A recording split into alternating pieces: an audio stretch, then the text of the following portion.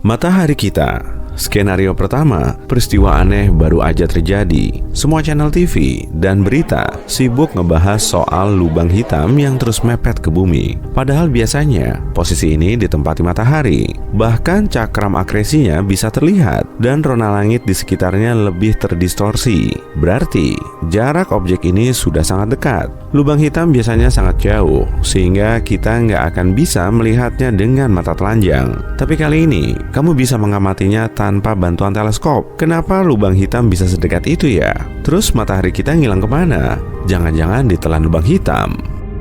Matahari terletak di pusat tata surya dan posisinya terbilang strategis. Cahayanya mampu memberikan kehangatan tanpa ngebakar tubuh kita. Panasnya juga menawan tiap kali terbit di ufuk timur dan terbenam di ufuk barat. Sang surya telah memberi kita kehidupan. Objek terbesar di tata surya kita ini mencakup 99,8% dari massa totalnya. Dan ukuran matahari gede banget, yaitu lebih dari 1 juta kali lipatnya bumi. Mungkin nggak ya kalau matahari kita bakal berubah jadi lubang hitam? Kalaupun mungkin, kejadian kayak gini masih terlalu dini.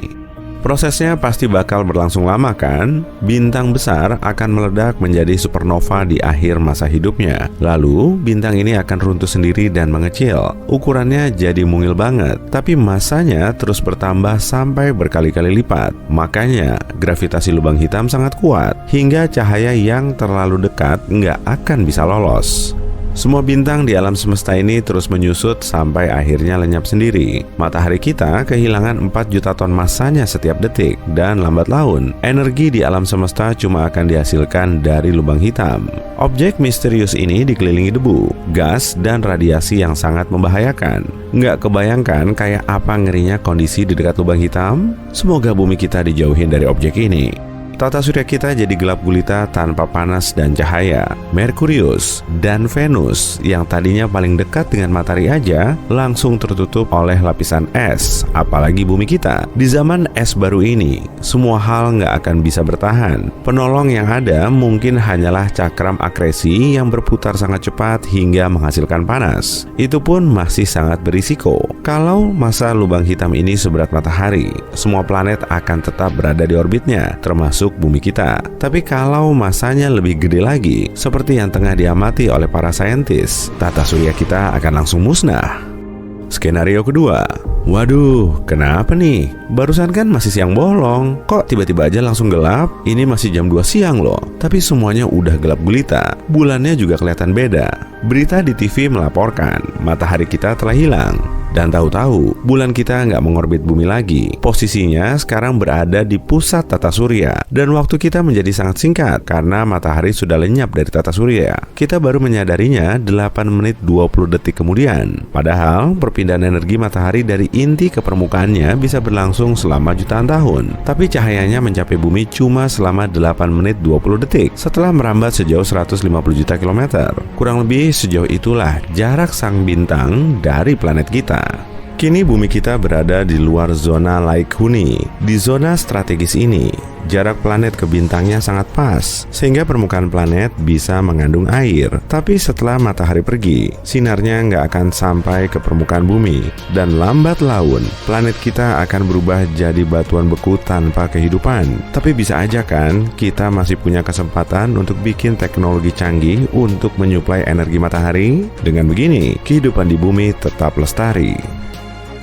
Kalau nggak gitu, para saintis dari peradaban lain mungkin akan mengeksplorasi bumi jutaan hingga miliaran tahun kemudian. Tujuannya untuk mencari bukti kehidupan yang pernah ada di dalamnya. Kita pun akan melakukan hal yang sama pada Mars dan planet lain di tata surya. Mungkin suatu planet memang nggak pernah menaungi kehidupan sama sekali. Dan mungkin juga di sana ada bukti organisme yang pernah hidup. Gravitasi juga penting bagi kehidupan kita. Dan geraknya bisa sengebut kecepatan cahaya. Tanpa matahari selama sekitar 8 menit, semua planet akan terus mengitari pusat tata surya yang kosong. Hingga akhirnya planet di situ akan melayang-layang tak tentu arah di ruang angkasa. Karena gravitasinya nggak cukup kuat, bulan nggak akan mampu menahan bumi di posisinya. Sinarnya juga kurang kuat untuk menghangatkan dan menopang kehidupan kita. Satelit alami kita ini terus menjauh dan semakin nggak kelihatan. Tanpa bulan di dekat bumi seperti dulu, air laut cepat banget surut. Selain itu, planet kita jadi lebih berangin, bahkan tiupannya jauh lebih kuat. Dalam kondisi normal, kemiringan bumi kita sekitar 23,5 derajat, dan dengan begini, kita bisa ngerasain perubahan musim dan cuaca. Tapi posisinya sekarang udah berubah total jadi sangat miring. Akibatnya, suhu bumi menjadi sangat dingin cuma dalam hitungan sepersekian detik. Waktu kita udah mepet banget, orang-orang menjerit histeris karena panik, dan sekitar 1 menit lagi, kita akan terlempar ke kegelapan tanpa ujung. Skenario ketiga, kita nggak tahu persis dengan kehidupan yang telah kita jalani, dan nggak ada seorang pun yang bisa memprediksinya. Tapi ternyata, bintang neutron raksasa telah menggantikan posisi matahari di pusat tata surya. Meski awalnya nggak kita kenali, objek ini kelihatan beda, sehingga matahari kita jadi lebih aneh dan mengecil. Detail lainnya udah dibahas di banyak berita, tapi sebetulnya kita nggak tahu prosesnya sama sekali. Mungkin matahari kita tersembunyi di balik bintang neutron itu, atau mungkin udah didepak entah kemana.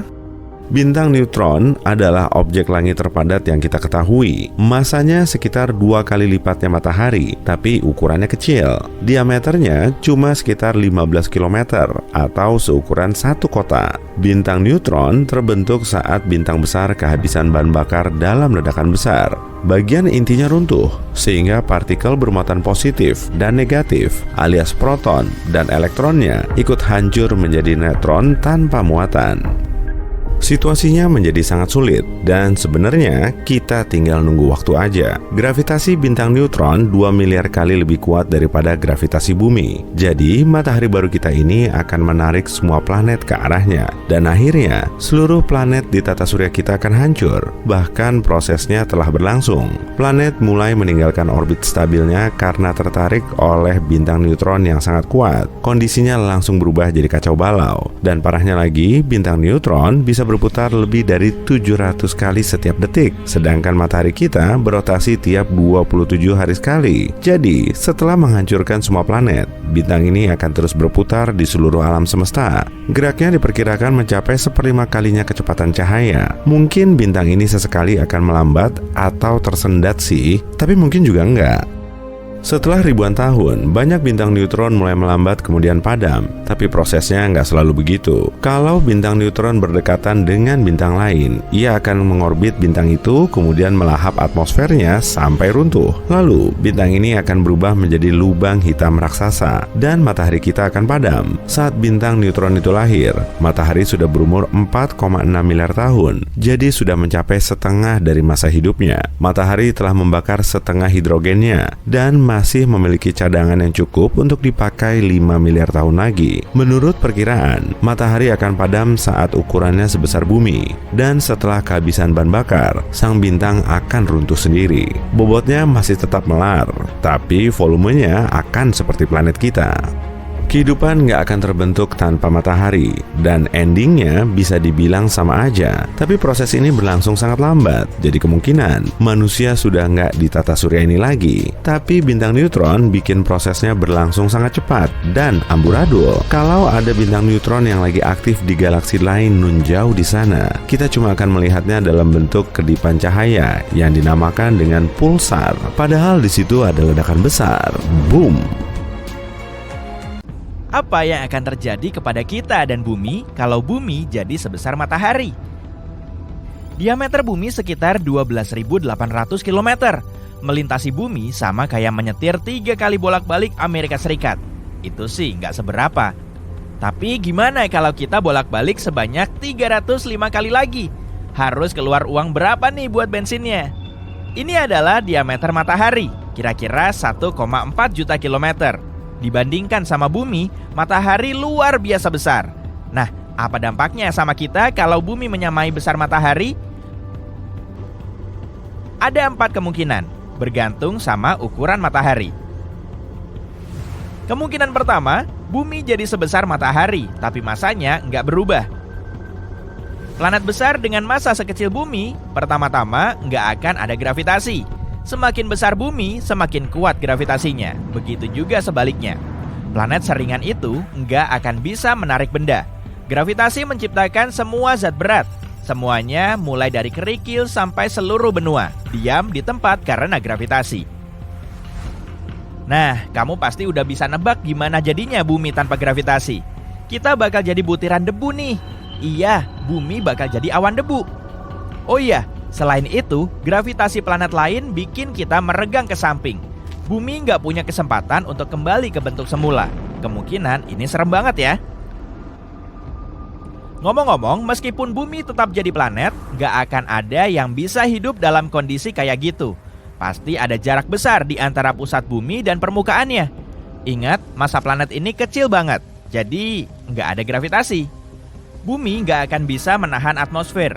Kalau nggak ada atmosfer, organisme hidup nggak bisa berkembang. Nggak penting juga sih, soalnya sekarang bumi cuma gumpalan awan. Nah, awan yang bobotnya sekitar 10 kali lebih berat dari Jupiter ini ngumpul di luar angkasa. Akibatnya, awan ini hancur dan menjadi bintang. Yuk sapa, ini dia matahari baru.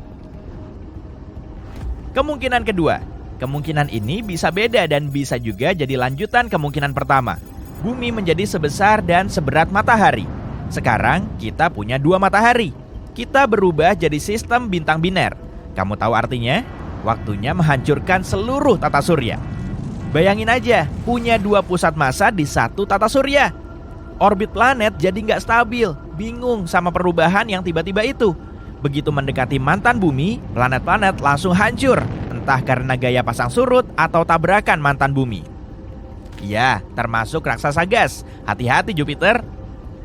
Kamu tahu planet mana yang bertahan dan akhirnya balas dendam sama kita? Pluto.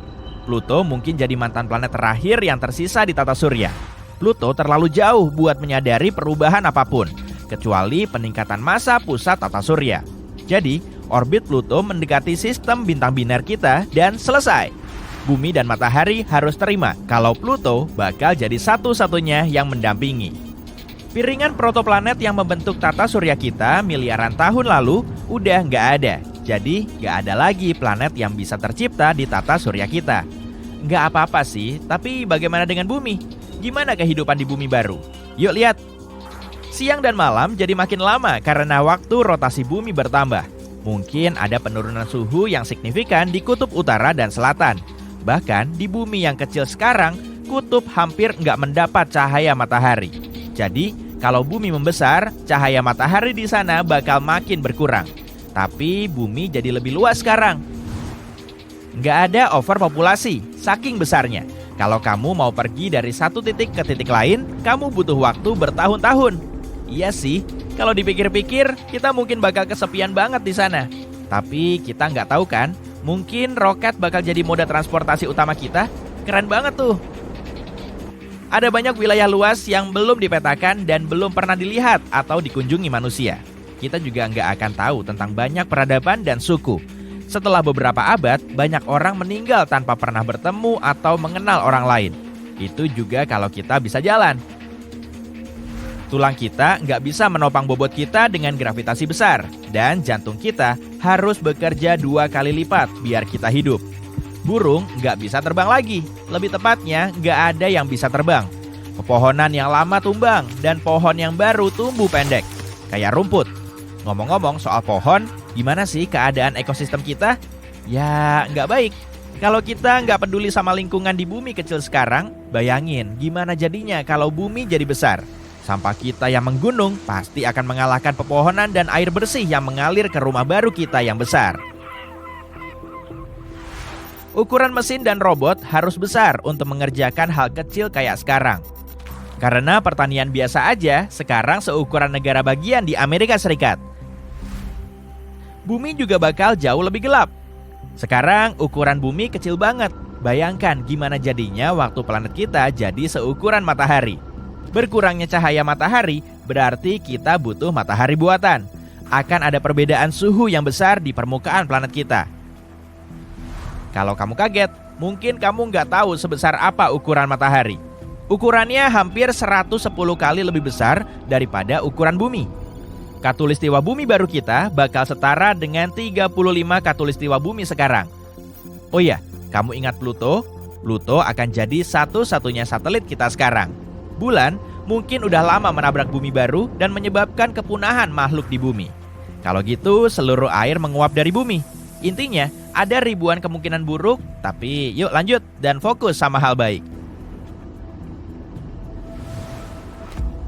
Kemungkinan ketiga, sama aja, tapi kepadatan bumi nggak berubah. Nah, ini menarik. Sekarang kita bukan lagi planet, tapi bintang. Faktanya, ukuran kita jadi lebih besar daripada matahari. Planet kita punya 3,9 massa matahari karena harus menyeimbangkan kepadatan bumi yang rendah. Intinya, keadaannya akan sama seperti kemungkinan kedua, tapi dengan akibat jangka panjang yang lebih menarik. Karena ukuran bumi jadi 4 kali ukuran matahari, umurnya akan lebih pendek. Lalu, bumi akan berevolusi. Bergantung pada masa intinya, bumi bisa menjadi supernova atau lapisan luarnya akan lepas untuk membentuk nebula planeter. Kalau bumi jadi supernova, matahari yang dekat banget sama kita akan meledak. Dan sekarang cuma ada mantan bumi kita, bola kesepian dengan diameter sekecil 19 km. Kita adalah bintang neutron yang tersusun dari materi neutron yang terdegenerasi. Bintang ini memiliki tingkat kepadatan ekstrim dan berputar sangat cepat. Jadi, mending jauh-jauh deh. Kalau bumi menjadi nebula, matahari akan menarik semua debu dan menambah masanya. Sekarang, kita punya matahari yang sedikit lebih besar dan sebuah katai putih. Setelah beberapa lama, matahari yang tua menghabiskan sisa hidupnya. Matahari tua itu menjadi raksasa merah setelah menghabiskan hidrogen di intinya. Matahari mulai membesar dan meninggalkan materinya yang kebanyakan merupakan hidrogen. Di katai putih, kita. Saat materi itu mencapai suhu dan tekanan tinggi, terjadilah fusi nuklir. Kita menjadi nova. Asik, kita jadi bintang lagi. Sendirian, tapi tetap bintang. Lalu, apa yang terjadi selanjutnya? Bintang adalah pertarungan gaya yang berlawanan. Salah satunya adalah gravitasi yang mencoba segala cara untuk memadatkan timah menjadi bola sekecil mungkin. Gaya kedua adalah tumpukan bahan bakar di inti bintang itu. Saat terbakar, bahan bakar itu membentuk energi besar dan suhu yang super panas. Selama gaya ini seimbang, bintang itu akan hidup. Tapi kalau bahan bakar bintang habis, bintang itu akan menjadi dingin. Tekanan di dalamnya bakal ngedrop. Artinya gravitasi menang. Gravitasi akan meremas bintang sekuat tenaga. Akibatnya bintang akan meledak. Dalam 15 detik, kamu akan melihat cahaya paling terang dalam hidup kamu. Dan mantan bumi kita menjadi supernova, meninggalkan nebula yang luar biasa. Tapi tenang aja, planet batuan nggak mungkin jadi seukuran matahari. Cuma bintang lain yang bisa sebesar itu. Tapi tunggu, kenapa bumi kecil banget sementara planet lain besar? Apa planet terus tumbuh atau pasti berhenti? Semakin besar massa, semakin besar tekanan. Saat planet membesar, tekanan gravitasi bertambah. Planet berhenti tumbuh waktu masanya mencapai sekitar 1,7 kali massa Jupiter atau 540 kali massa bumi. Setelah itu, kalau masanya bertambah lagi, planet itu akan mengecil karena tekanan makin besar. Jadi, eksperimen pikiran kita bisa dibilang mustahil. Matahari kita kenapa tuh?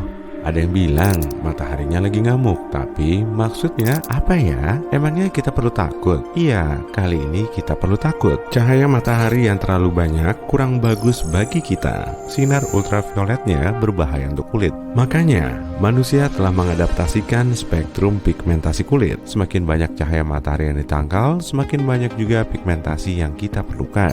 Topi lebar dan tabir surya ber-SPF tinggi, bebas minyak juga bisa ngebantu, terutama bagi orang berkulit cerah. Lalu gimana ya bumi kita bakal mengantisipasinya? Nah, terlebih dulu kita perlu bikin estimasi yang pas mengenai matahari yang ngamuk ini. Matahari memasuki siklus aktif, tenang dan aktif lagi tiap 22 tahun dan pasang surutnya terjadi tiap 12 tahun. Penyebab kejadian ini masih belum diketahui dan cuma terjadi begitu aja. Mungkin memang ada alasannya sih, tapi para saintis belum bisa mastiin. Yang mereka tahu, tiap siklusnya dibarengi dengan pergantian kutub magnet matahari. Peristiwa ini cukup bikin kaget, apalagi kutub magnet bumi nggak pernah kebalik selama 600.000 tahun terakhir. Belakangan ini, matahari terlihat sangat tenang dan kondisi terkalemnya udah berlangsung lebih dari 100 tahun yang lalu. Kondisi ini juga bikin kita bertanya-tanya. Siklus aktif, tenang, dan aktifnya telah berubah jadi aktif. tenang dan tenang lagi. Itu pun masih berubah-ubah. Tapi aku mau ngebocorin soal prediksi kondisi matahari dalam beberapa tahun ke depan. Sebutan tenang, aktif, dan ngamuk ini ditentukan dari jumlah radiasi energi tinggi yang terlepas. Dan untungnya, cahaya tampak pada matahari nggak banyak berubah, sehingga kita bisa terhindar dari masalah serius. Kalau matahari 6% lebih redup, bumi akan membeku. Tapi kalau cahayanya 6% lebih terang, bumi akan terbakar. Cara termudah untuk nyari tahu aktivitas matahari adalah dengan mengamati bintik matahari. Semakin banyak bintiknya, maka semakin tinggi aktivitasnya. Diagram kupu-kupu bisa melacak aktivitas bintik matahari tiap 12 tahun. Caranya dengan nunjukin proses hilang dan munculnya bintik matahari secara berkala di berbagai bagian matahari. NASA memprediksi matahari tengah memasuki siklus tenang seperti siklus sebelumnya, tapi kelihatannya juga nggak begitu. Saat ini, matahari kita memasuki siklus ke-25. Siklus 12 tahunan ini dicatat pertama kali pada tahun 1755. Dan siklus aktivitas matahari ini diperkirakan akan mencapai puncaknya pada tahun 2025. Jumlah bintik matahari yang terlihat telah melampaui perkiraan NASA.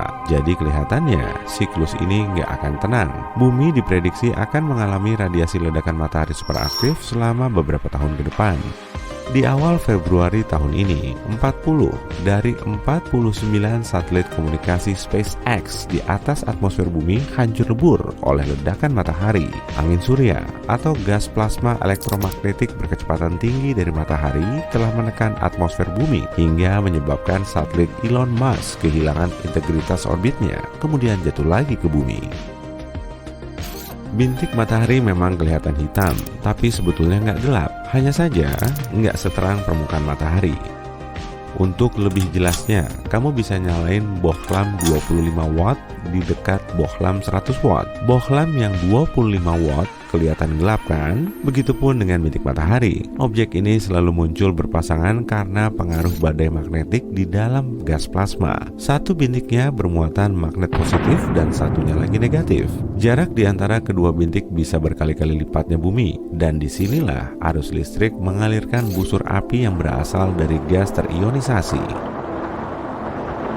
Suar matahari juga nggak kalah penting. Ledakan elektromagnetik kuat ini punya keterkaitan dengan bintik matahari. Saat gas plasma matahari yang super panas itu terus berpilin, garis medan magnet pada bintik matahari juga ikut berpilin. Lalu, setelah garis ini patah, ledakan kuat akan melepaskan radiasi sinar X dan sinar gamma dalam kecepatan cahaya. Gas kasat mata juga ikut terlepas. Suar matahari punya sistem klasifikasi berdasarkan kekuatannya. Yang paling berbahaya adalah suar matahari kelas X. Jenis suar ini bisa mematikan radio di seluruh dunia, serta membahayakan satelit, para astronot, dan penumpang pesawat di ketinggian. Suar matahari kelas M menghasilkan aurora cantik di kedua kutub bumi. Sedangkan suar matahari kelas C nggak menimbulkan efek berarti, tapi suar matahari nggak termasuk ledakan paling besar di permukaan matahari. CME, singkatan dari Coronal Mass Ejection atau lontaran massa corona, jauh lebih masif dan lebih berbahaya kalau sampai mengarah ke bumi. Jadi singkatnya, lontaran massa corona adalah ledakan yang berasal dari korona matahari. Ledakan ini melepaskan jutaan ton gas terionisasi panas dari korona. Kata korona sendiri berasal dari bahasa Latin yang berarti mahkota. Bagian ini berupa lapisan tipis gas terang di sekitar permukaan matahari. Korona matahari jauh lebih panas dari permukaannya. Suhu permukaan matahari berada di kisaran 5.550 derajat Celcius, sedangkan suhu koronanya sekitar 555.500 sampai 1.111.000 derajat Celcius. Kok suhu korona matahari jauh lebih panas ya? Memangnya proses apa aja yang berlangsung di situ? Para saintis masih perlu mendalaminya. Teori terbaru menyatakan panas korona disebabkan oleh gelombang bunyi dan reaksi nuklir matahari bisa menghasilkan banyak bunyi. Proyek GONG, singkatan dari Global Oscillation Networking Group, alias Grup Jaringan Osilasi Global, didirikan untuk mengamati gelombang bunyi di matahari. Rupanya matahari kita bisa ngeluarin bunyi atau berosilasi mirip lonceng. Makanya para saintis mendirikan 5 tempat observasi di seluruh dunia yang berlokasi di India, Australia, Kepulauan Canary, Chili, dan Amerika Serikat. Di tempat-tempat ini mereka mengamati lebih dari 10 juta gelombang bunyi yang bergerak di permukaan matahari dan sekitarnya. Karena saat ini matahari berada dalam fase aktif, kita bisa ngelihat lontaran massa corona yang lebih kuat ke arah bumi. Gas yang dilepaskan matahari kemudian terionisasi, sedangkan elektronnya terlepas oleh panas. Akibatnya, bisa terjadi badai proton di ruang angkasa yang bergerak secepat 804,67 km per detik. Inti atom bermuatan positif ini kemungkinan besar akan dihambat atau dibelokkan oleh medan magnet di sekitar bumi. Atmosfer kita nggak bisa menangkal badai proton, meski 1,6 km udara di atas bumi bisa menghentikan sinar X dari suar matahari. Angin partikel cuma bisa dihentikan oleh magnetosfer bumi. Aurora cantik di sekitar kedua kutub magnet bumi bisa aja muncul. Bahkan kemungkinan besar akan meluas sampai ke garis lintang tengah saat bumi melintasi pelepasan massa corona. Amerika Serikat baru aja meluncurkan probe antariksa menuju korona matahari. Area ini bisa meluas sampai berkilo-kilometer. Bahkan Parker Solar Probe telah menjelajahi permukaan matahari sejauh 6.276.442 km atau sekitar 1/10 kalinya jarak matahari ke Merkurius. Meski terpapar suhu setinggi 1315,5 derajat Celcius, probe ini tetap berada pada suhu ruangan. Pelindung panas dari komposit karbon setebal 11,43 cm mampu melindungi teleskop dan magnetometer di dalam probe. Semua perangkat ini digunakan untuk mengukur intensitas angin surya. Kelima antena yang mengarah ke gas corona terbuat dari alloy yang bisa menahan suhu ekstrim. Siklus tenang matahari yang berlangsung 2 kali sekaligus kayak gini bikin kita jadi was-was. Bintik matahari sama sekali nggak terlihat di permukaannya dalam waktu lama. Seakan-akan distorsi magnetik yang biasanya kita lihat di fotosfer telah runtuh di bagian dalam. Magnetisme kuat sedang naik ke permukaan dan menembus korona. Pusat Nasional Riset Atmosfer di Boulder, Colorado, Amerika Serikat memprediksi siklus matahari ke-25 ini akan jadi salah satu siklus terkuat. Siklus matahari sebelumnya sangat tenang dan cuma ada 116 bintik matahari yang terlihat, padahal rata-ratanya berada di angka 170. Menurut prediksi, pada siklus matahari ke-25 akan ada 210 sampai 260 bintik matahari. Makanya, siklus ini akan jadi salah satu siklus terkuat sepanjang masa. Kita akan kehilangan lebih banyak satelit karena angin surya bertiup lebih kencang. Selain itu, jaringan listrik kita akan mengalami kelebihan daya saat puncak badai proton pada tahun 2025. Artinya, akan terjadi gangguan layanan internet ketika proton bermuatan positif melewati kabel dan trafo hingga mengalirkan daya berlebih. Tanggal 12 Maret 1989 silam, pelepasan massa corona kuat melanda planet kita dan mengacaukan jaringan listrik. Jangan-jangan hal kayak gini bakal terjadi lagi dalam waktu dekat? Semoga aja enggak, tapi kita perlu waspada.